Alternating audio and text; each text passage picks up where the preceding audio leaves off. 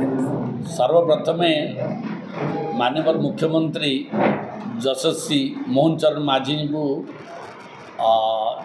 टांगी को एनएसी कर कृतज्ञता जनाऊँगी। ता सहित नगर उन्नयन मंत्री श्रीजुक्त कृष्ण चंद्र महापात्र महोदय को कृतज्ञता दूची।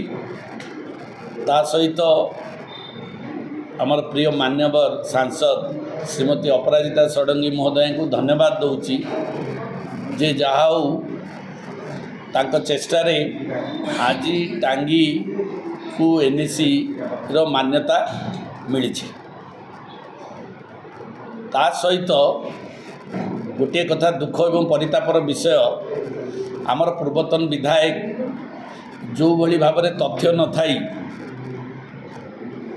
ये गोटे अपप्रचार करुछंती सेथिपई मु तांको निंदा करुछि एवं आ गोटे निवेदन भी करुछि जे तथ्य रखी तथ्य देइकिरी लोक जदि कहते भल हुंता किंतु तांको पाखरे तथ्य नाही।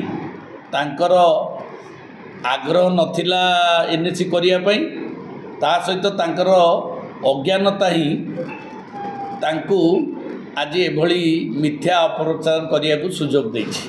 मु आशा करछि एथुरु से क्षांत रहंतु कारण मु आपण मानक जरिया रे देछि सब डॉक्यूमेंट केमती सरकार आसिला परे सरकार केमती प्रथमे पर्याय आरंभ कले बेगुनिया बोलगड़ टांगी एनएसी करिया पई सरकार चिठी मागिले एवं ता परवर्ती पर्याय रे टांगी ब्लॉक रु एवं बोलगड़ बेगुनिया ब्लॉक रु किभली भाव में डॉक्यूमेंट जाइछि एवं ताकू किभली भाव में सरकार कार्यकारी करछंती से विषय समस्त तथ्य मु आपण मानकु देइछि।